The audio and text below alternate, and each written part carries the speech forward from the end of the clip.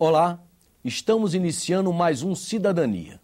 Eu vou entrevistar o ministro da Ciência e Tecnologia, Sérgio Rezende. E o tema da nossa conversa vai ser exatamente a ciência e tecnologia praticada hoje em nosso país. Ministro, muito obrigado por ter atendido ao nosso convite. Antes de começarmos nossa conversa, a nossa produção separou alguns trechos de um relatório apresentado pelo senhor recentemente sobre as atividades no setor de ciência e tecnologia. Nós vamos assistir esse pequeno trecho para depois iniciarmos nossa conversa. Por favor. Expansão e consolidação do Sistema Nacional de Ciência e Tecnologia. Os investimentos em bolsas do CNPq e da CAPES crescem ano a ano, com ampliação de seu valor de compra. Em 2010, serão concedidas 160 mil bolsas, da iniciação científica à pós-graduação. Mestres e doutores. Em 2009, o Brasil atingiu marca inédita de 50 mil titulados, número que cresce a cada ano e que em pouco tempo elevará em 100% o total dos pós-graduados existentes no país, se comparado a 2007. Produção científica. Crescimento de 56% entre 2007 e 2008. O Brasil já responde por 2,7% da produção científica mundial. É hoje o 13º no ranking internacional. Em articulação com os estados, o PACTI garantiu a ampliação dos recursos destinados aos núcleos de excelência em pesquisa e o aumento de projetos com alto potencial de retorno científico e tecnológico. A criação de 122 institutos nacionais de ciência e tecnologia deram um novo impulso à pesquisa básica, descentralizando a produção científico-tecnológica em áreas estratégicas para o desenvolvimento sustentável. Internet avançada para a educação e pesquisa. A expansão da Rede Nacional de Pesquisa, RNP, possibilitou aplicações inovadoras em áreas como educação e saúde, com destaque para a rede universitária de telemedicina. Promoção da inovação tecnológica nas empresas. O PACTI e a Política de Desenvolvimento Produtivo, PDP, criaram novos instrumentos de estímulo à inovação nas empresas brasileiras, para torná-las mais competitivas aqui e no exterior. A FINEP e o BNDES abriram várias linhas de financiamento à pesquisa e desenvolvimento em diversas áreas. Programa de Subvenção Econômica. Destinados 1,7 bilhões de reais não reembolsáveis para apoiar a inovação nas empresas. No total, já foram beneficiadas 2.600 empresas. Sistema Brasileiro de Tecnologia, Cibratec, aproxima universidades e empresas. Entre 2007 e 2009, disponibilizou 244 milhões para o desenvolvimento tecnológico e inovação nas empresas em todas as regiões do país. Incentivos fiscais. Com a Lei do Bem, foram concedidos 2,7 bilhões em benefícios fiscais a 870 empresas entre 2006 e 2008. Ministro, esses dados se referem ao período 2007 e 2010. Percebe-se que houve um crescimento no volume dos recursos aplicados na área de ciência e tecnologia. Mas em termos relativos, quer dizer, comparando o crescimento do PIB, o Brasil está investindo hoje mais em ciência e tecnologia do que no passado? E qual é essa proporção desse crescimento? O Brasil está investindo hoje mais do que fez no passado. Na verdade, os investimentos estão crescendo nos últimos anos. E, para você ter uma ideia, no final da década de 80, o Brasil investia da ordem de 0,5% do PIB em ciência, em pesquisa e desenvolvimento, porque investir em ciência e tecnologia é uma gama um pouco maior de recursos. Então, em pesquisa e desenvolvimento, ele investia há 20 anos atrás aproximadamente 0,5% do PIB. Esse valor cresceu um pouco na década de 90, mas aí ele estagnou durante algum tempo e, tradicionalmente, sabe-se que o Brasil nunca investiu mais do que 1% do PIB em pesquisa e desenvolvimento. Pois bem, o número este ano, no final de 2010, chegaremos até o final com aproximadamente 1,35% do PIB. Ou seja, é um investimento constante nos últimos anos. E ele foi, e muito, estimulado nesses últimos 4 anos pelo PAC da Ciência. O vídeo que nós assistimos agora é exatamente um relatório do Plano de Ação em Ciência, Tecnologia e Inovação, que foi um plano não do nosso Ministério. Ele foi coordenado pelo Ministério da Ciência e Tecnologia, mas ele é um plano do governo federal como um todo. Então nós tivemos mais investimentos da Petrobras, do Ministério da Saúde, Ministério da Educação, Ministério de Minas e Energia, BNDES, e, portanto, é um plano do governo como um todo. Ele fez com que o governo federal assumisse o compromisso de investir mais. Isso estimulou as empresas a investirem, porque há recursos investidos em empresas e elas precisam ter a contrapartida e, além disso, são estimuladas a fazer isso.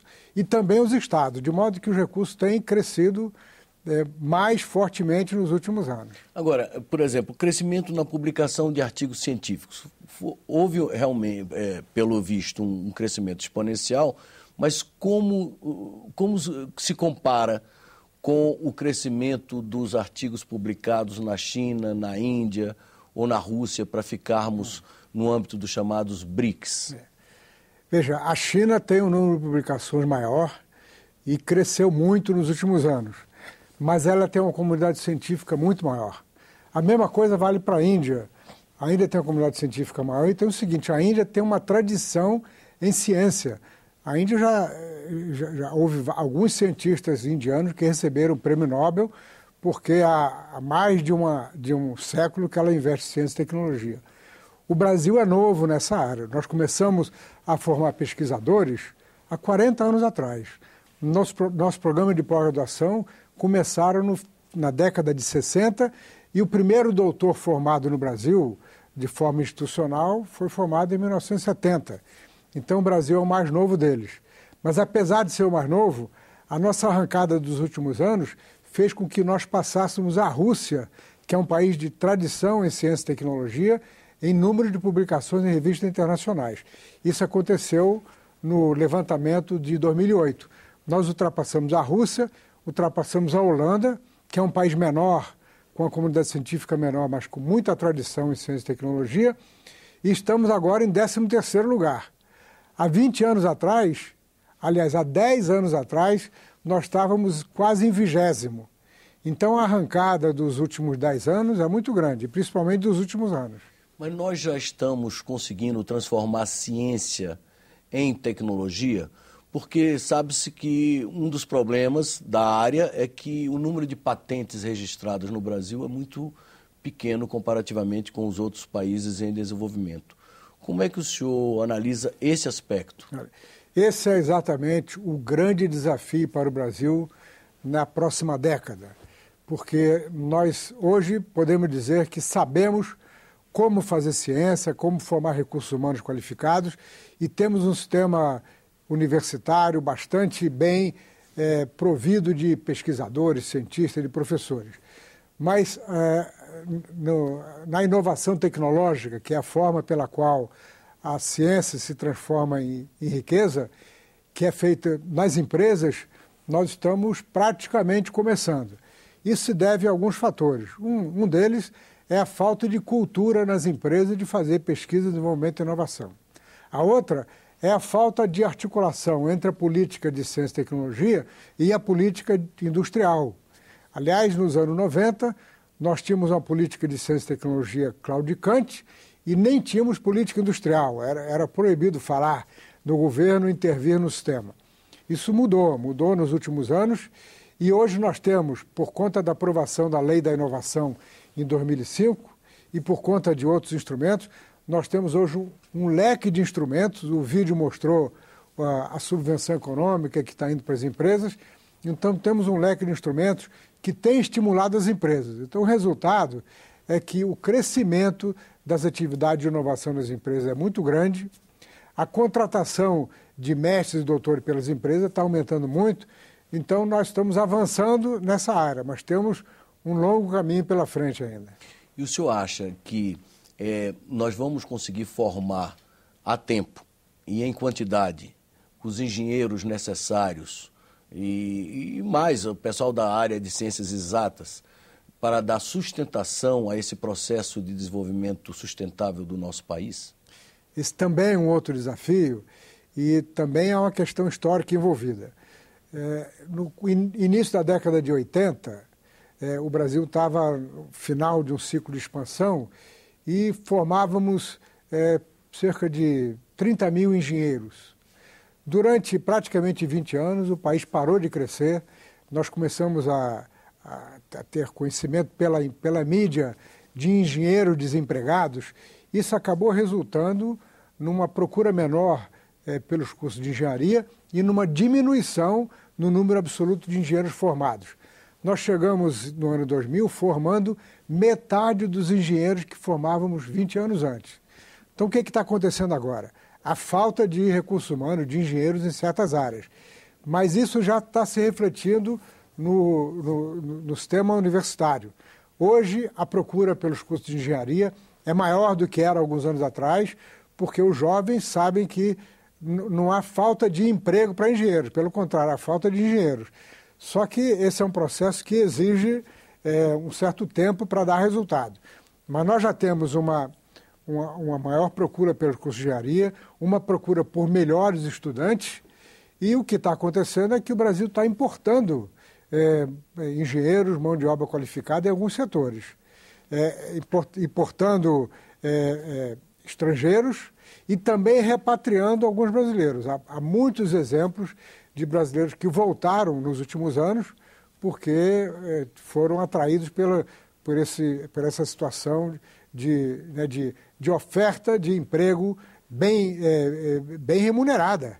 Aliás, como o dólar está baixo em relação ao real, a nossa remuneração em dólar ela é atrativa em termos internacionais.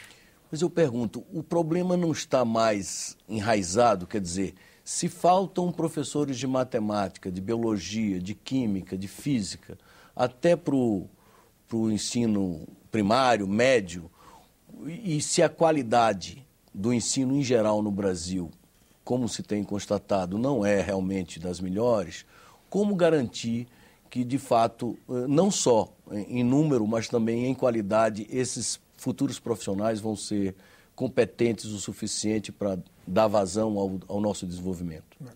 Essa também é um desafio grande para o Brasil. Chegamos a essa situação também por razões históricas, mas essa questão está sendo enfrentada pelo Ministério da Educação. O Ministério da Ciência e Tecnologia participa em vários programas. A CAPES, que é uma entidade que tradicionalmente apoia a pós-graduação, o sistema universitário, ela hoje tem 2 novas diretorias voltadas para apoiar com os instrumentos que ela tem familiaridade, bolsas, estágios, programas, a formação de professores, a melhoria, a capacitação de professores que já estão formados, e há alguns programas em conjunto do Ministério da Ciência, Tecnologia e da Educação que favorece muito em algumas áreas. Por exemplo, a Olimpíada Brasileira de Matemática na Escola Pública. Essa Olimpíada hoje tem a participação de 19 milhões e 400 mil estudantes de escolas públicas. Ela foi implantada em 2005. Nós já temos estatísticas que mostram que uma boa parte dos alunos que são melhores qualificados na Olimpíada, que ganham medalhas, procuram um curso de engenharia. Esse programa, essas Olimpíadas acabam estimulando nas escolas públicas uma procura do professor por melhoria da sua formação. Eles procuram as nossas entidades. Então, esse é um processo que também está ganhando dimensão. A melhoria na formação do professor mas como você disse, os problemas todos estão sendo atacados ao mesmo tempo. São problemas que exigem uma solução de médio prazo, mas em alguns setores nós já vemos resultados bastante importantes. Queria que o senhor comentasse também um dado da CAPES. Temos hoje em torno de 160 mil professores, mestres ou doutores. Se formos vê o crescimento relativo às décadas passadas, é um número até expressivo. Mas se formos comparar esses 160 mil mestres e doutores com uma população de 190 milhões de brasileiros, não é um dado ainda muito pequeno? Ele é um dado ainda pequeno, mas não muito. Para colocar em termos proporcionais, o número de pesquisadores que o Brasil tem com mestrado e doutorado corresponde a aproximadamente 0,8%, aliás, 8 em cada 1.000 habitantes, 0,8% da população. Então é um número relativamente pequeno. Os países desenvolvidos, industrializados, eles têm um número que é 2,5 vezes o nosso. Isso quer dizer que nós precisaríamos ter da ordem de 500 mil pesquisadores para ter o número de pesquisadores proporcional à nossa população. Mas o importante, Armando, é que há 20 anos atrás nós formávamos 10 vezes menos o número de pessoas que estamos formando hoje. Quer dizer o seguinte, a nossa curva de crescimento ela está indo muito bem, o que quer dizer que o Brasil tem todas as condições de chegar em 2020 ou 2022, que vamos estar completando 200 anos de independência, num patamar que é, proporcionalmente falando, semelhante a dos países industrializados. Então, nós temos um desafio grande pela frente, mas as condições estão colocadas de tal maneira que na próxima década nós temos tudo para continuar evoluindo como estamos evoluindo nos últimos anos. Isso vai fazer com que digamos assim, esse atraso relativo tenha sido plenamente compensado no ano dos 200 anos da nossa independência. Eu pergunto ao senhor, em que setores estratégicos nós estamos avançados, nós estamos na vanguarda, e em que setores estratégicos nós temos problemas e temos que queimar etapas? Em termos de produção científica, a nossa produção científica é maior proporcionalmente nas áreas de ciências agrárias. E isso não é por acaso, em grande parte é porque nos anos 70 foi criada a Embrapa. A Embrapa tem toda uma articulação com os sistemas estaduais, com universidades. Então, a produção científica, no caso de ciências agrárias, acompanha a produção tecnológica. O Brasil hoje produz mais ou menos 10% da produção científica mundial em ciências agrárias transdisciplinar. No total, em todas as ciências, nós estamos com um percentual da produção mundial que é de aproximadamente 2,7%. Então, mostra que nós estamos bem na área de ciências agrárias. E estamos bem na produção científica e também na tecnologia, porque a agricultura, o agronegócio brasileiro, ele é competitivo em termos mundiais. Os outros países, a Europa, Estados Unidos, eles, na verdade, subsidiam a sua produção agropecuária para poder concorrer com o Brasil. Então, nós estamos bem nessa área. Agora, nós precisamos de avançar mais em algumas áreas de fronteiras, como na nanotecnologia, na biotecnologia. Precisamos avançar mais, estamos avançando em tecnologia da informação. Nós estamos muito avançados em biocombustíveis, tanto na ciência quanto na tecnologia. Mas podemos avançar mais em outras fontes de energia, como é o caso de energia solar, energia eólica. Nós estamos avançados nas áreas de petróleo e gás, tanto na área científica como na tecnológica. Mas precisamos avançar nas áreas espaciais, em engenharia espacial, no programa espacial, e precisamos avançar ainda mais no programa nuclear, em áreas de interesse de ciência e tecnologia nuclear. Pelos dados apresentados no início da nossa conversa, a relação universidade-empresa tem melhorado, houve um azeitamento, digamos assim, desse fluxo aí de intercâmbio entre universidade e empresa. Mas a comunidade científica sempre se queixou um pouco de certos entraves que a legislação dificultaria a compra de insumos para pesquisa, a importação. O senhor, como ministro, tem se preocupado também em melhorar, agilizar esses processos para que os pesquisadores possam, de fato, fazer pesquisa no Brasil com maior facilidade? Na verdade, o Ministério da Ciência e Tecnologia juntamente com o Ministério do Desenvolvimento, Indústria e Comércio e suas agências, a FINEP no lado do MCT e o CNPq e o BNDES no lado do MEDIC, tem dado a essa questão uma prioridade muito grande. E de que forma? Nós estamos financiando com novos mecanismos criados pela Lei da Subvenção, pela Lei da Inovação, que é a subvenção econômica, mas também com instrumentos do BNDES, a inovação nas empresas. As empresas têm procurado mais as universidades e o centro de pesquisa porque sentem que precisam de maior apoio. As universidades se sentem mais estimuladas a interagir com as empresas. E hoje nós temos um leque de instrumentos e um leque, digamos assim, de estímulos para que o sistema do conhecimento interaja mais com as empresas e faça com que nós possamos ter aquela situação que falamos antes, da ciência e a tecnologia gerando riqueza. Essa é uma atividade que está avançando muito. A cada dia nós temos uma informação nova de uma nova empresa que recebe, que procura uma universidade, e por conta disso nós estamos já num estágio avançado de formação do que nós chamamos o Sistema Brasileiro de Tecnologia, o Cibratec. O Cibratec está fazendo, e vai fazer com mais intensidade nos próximos anos, para o sistema industrial e de empresa de serviços, o que a Embrapa fez pelo agronegócio. Ou seja, articulando os centros de inovação, os centros de serviço que estão nas universidades, nos institutos tecnológicos e no centro de pesquisa com as empresas.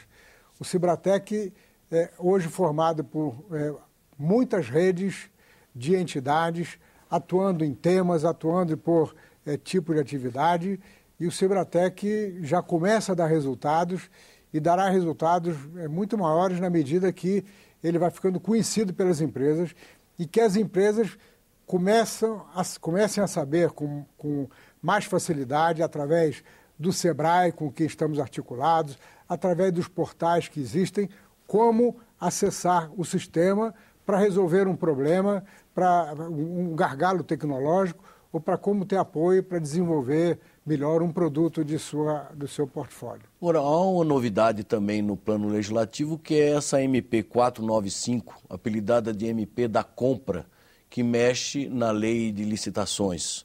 Por que essa MP é importante para a área científica? Porque todos os países que têm um sistema industrial avançado na tecnologia, há muito tempo, eles fizeram com que o governo fosse o principal comprador, digamos assim, das novidades tecnológicas. O Programa Espacial Americano foi que estimulou as empresas americanas a desenvolverem a microeletrônica, a eletrônica de pequeno volume e tamanho para ser colocada nos satélites. Então, a eletrônica é devida, em grande parte, ao Programa Espacial Americano. E assim por diante, tem muitos exemplos. No Brasil, até agora, até recentemente, até um mês atrás, era o sistema público de saúde, de qualquer área, tinha que fazer as suas compras pela Lei 8666, e que diz que vence a licitação aquela empresa que tiver o produto com menor preço. Pois bem, hoje a lei a medida provisória de compras de incentivo tecnológico que ela faz, ela dá um diferencial e uma preferência de compras para o produto desenvolvido no Brasil. Isso traz, Armando, um grande estímulo para as empresas, principalmente aquelas que estão se arriscando um pouco mais e em fase de decidir se vão entrar numa certa linha mais arriscada. Isso dá, essa medida provisória dá a elas uma garantia de que, tendo o produto, o governo comprará, porque ela poderá competir de forma muito mais, digamos, vantajosa do que poderia em outras situações. Ministro, nós estamos no final do nosso tempo, mas eu perguntaria ainda ao senhor como combater essa certa ojeriza que o jovem, em geral, tem pelas ciências exatas. Como atrair os jovens para a área de engenharias? Gostaria que o senhor, como última resposta, se dirigisse aos jovens que eventualmente estão nos assistindo com um recado assim, venham ser cientistas, como é que o senhor, o que o senhor diria para atraí-los para essa área? Em primeiro lugar, um aspecto muito importante para os jovens é que, como eu disse anteriormente, hoje não faltam empregos para engenheiros, para cientistas, para pesquisadores. Os jovens que estão em escola pública sabem muito bem que a Olimpíada Brasileira de Matemática na escola pública chegou a todas as escolas. Nós temos hoje a Olimpíada Brasileira sendo disputada por alunos de 99,1% dos municípios brasileiros.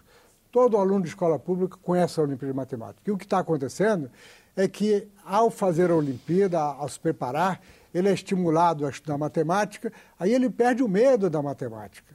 Isso está acontecendo de maneira visível nas escolas públicas. Agora, há uma iniciativa do Ministério da Ciência e Tecnologia, desde 2004, que é a Semana Nacional de Ciência e Tecnologia.